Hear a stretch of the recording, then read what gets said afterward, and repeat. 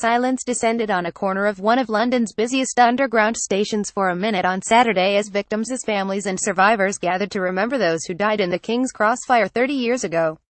Huddled together just below street level, emergency services personnel who responded to the blaze were among those attending the memorial service at the station.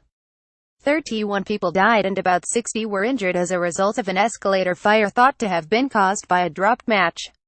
"I feel like I am among my own family here," said Anila Mushtaq, who lives in Tottenham but was a 13-year-old in Pakistan at the time of the blaze in which her brother Mohammed Shoaib Khan, a student, died. "Whenever I pass through the station I always stop at this spot and touch his name on the memorial, but today there is something special among being among the other families and supporting each other," she said.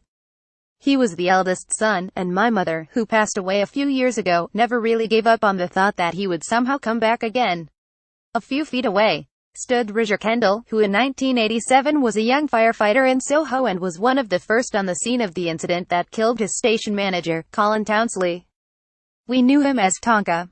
He was robust, strong and a leader of men who inspired those around him," said Kendall.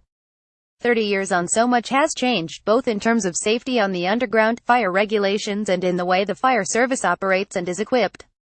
"The fire was a big event that changed everything."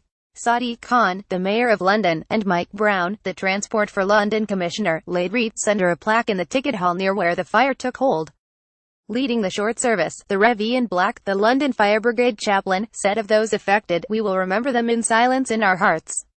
The fire damaged escalators in the station.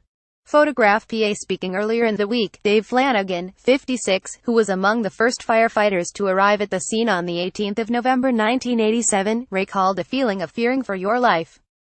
"Once the fire was extinguished," he said, "everywhere was black and charred. All the paint had been burned off the metal ticket machines. That was where a lot of the casualties were. They were caught in the flashover. It was such a horrible situation."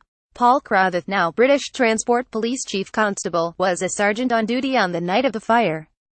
He described the utter devastation he witnessed. "I will never forget the sights, and the smell of the terrible event," he said. "I know the impact of the night is still felt physically and psychologically by many people, even 30 years on, and it's so important that we take the time to acknowledge this and to remember."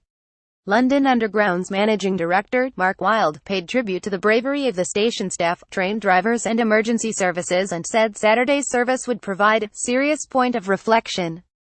"The really key thing out of King's Cross is it instilled a safety culture in London Underground of continuously improving," he said.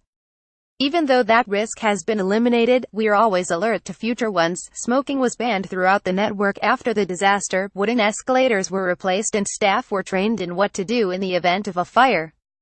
Among the dead was a London Fire Brigade station officer, Colin Townsley.